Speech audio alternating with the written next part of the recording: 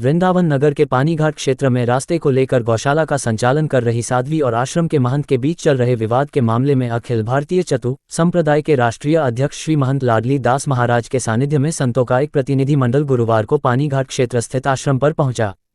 जहां उन्होंने चल रहे विवाद को लेकर मौका मुआयना कर उक्त मामले में प्रशासन से निष्पक्ष जांच की मांग की। इस संबंध में महंत लाडली दास महाराज ने कहा, साध्वी और संत के बीच चल रहे विवाद में मौके पर आकर देखा गया तो पता लगा कि साध्वी ने स्वयं अपनी गौशाला के आगे चबूतरा बनाकर कब्जा कर रखा है, जिसके कारण रास्ते गुजरने वाले ट्रैक्टर ट्राली से आश्रम की दीवार क्षतिग्रस्त होने का डर लगा रहता है,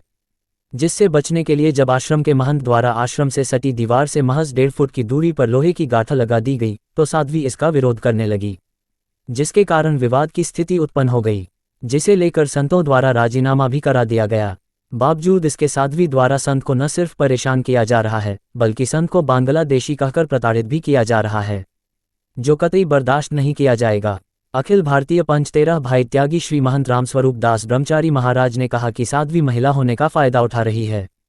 इतना ही नहीं बल्कि संत को झूठे मुकदमे फंसाने की धमकी भी दे रही है। मौके पर आकर स्थिति को देखा गया तो साध्वी ने स्वयं रास्ते पर अतिक्रमण कर रखा है, जिसके कारण ही विवाद की स्थिति बन रही है। उन्होंने प्रशासनिक अधिकारियों से उक्त मामले में निष्पक्ष जांच कर न्यायोचित कार्यवाही की मांग की है। इस दौरान महंत मोहिनी शरण महाराज, महंत नारायण दास, महंत दीनदयाल दास, महंत भगवान दास, महंत गोपाल दास, महंत लक्ष्मण दास आदि के अलावा प्रमुख संत उपस्थित रहे।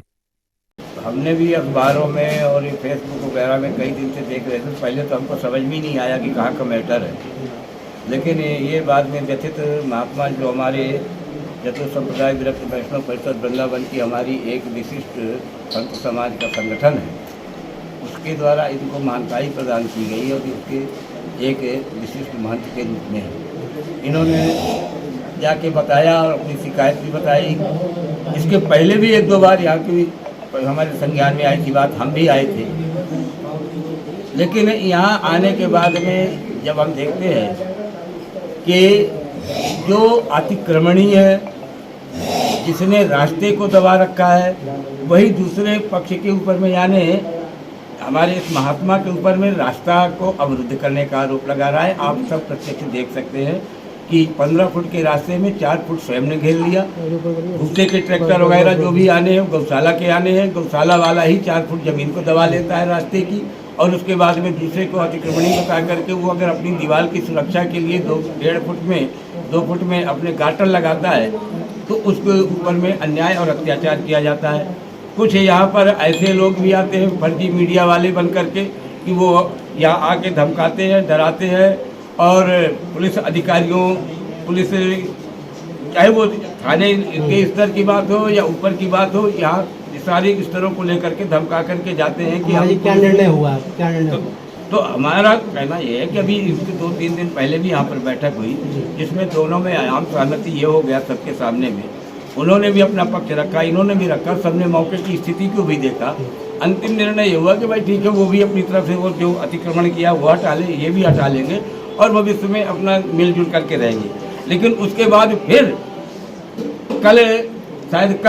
कल फिर वापस कुछ लोगों को बुला करके दादागिरी की गई। इनको कभी बांग्लादेशी, कभी अफगानी, कभी क्या इस तरह से प्रताड़ित करने की कोशिश की जा रही है। हमने कहते हैं अगर बांग्लादेशी है तो इसका तो निर्धारण प्रशासन करेगा, शासन करेगा, जांच हो जाएगी, जांच करो, इंक्वायरी करा लो। लेकिन किसी को इस तरह से मानसिक रूप से प्रताड़ित करना कि तुम बांग्लादेशी हो, तो मैं तो ये कह रहा हूँ कि फिर इस तरह के जो लोग हैं इनको भी अपना सबका क्लियरिफिकेशन। यहाँ तो वृंदावन के तो रहने वाले बहुत कम लोग हैं, सब बाहर के। तो अगर अपने देश का कोई हिस्से का रहने वाला, कोई प्रदेश का रहने वाला व्यक्ति यहाँ करके परदेशी हो जाता है तो सब परदेशियों का ही समूह हो जाएगा। यहाँ पर आपके द्वारा क्या एक्शन लिया जाएगा? हमारे द्वारा ये है कि अगर इस तरह से हमारे महात्मा को प्रताड़ित किया गया तो हम लोग अब आगे एसएसपी साहब से भी मिलेंगे, डीएम साहब से मिलेंगे,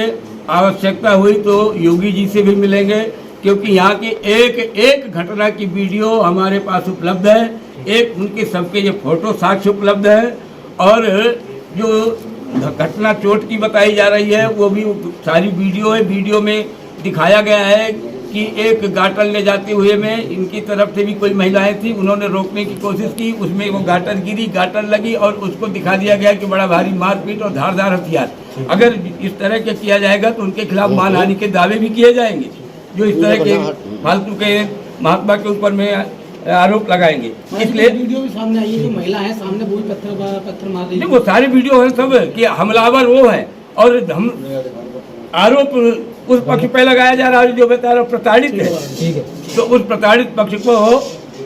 हम लोग संबल देने के लिए आए हैं। हमारे परिषद का वो महंत है, वृंदावन का साधु समाज उसके साथ चट्टान की तरह खड़ा रहेगा। और मैं ये कह रहा हूँ कि जो कोई अगर यहाँ गुंडागर्दी के बल पर, दादागिरी के बल पर, वो मीडिया का ध्वंस दिखा करके या अपनी किसी भी पहुँच का ध्वंस दिखा करके और हमारे महात्मा को सताने की कोशिश करेगा तो उसके लिए भी अच्छा नहीं होगा। हम लोग हर स्तर की लड़ाई लड़ने के लिए तैयार हैं और यहाँ से योगी जी तक अपनी बात पहुँचाने के लिए तैयार हैं और यहाँ का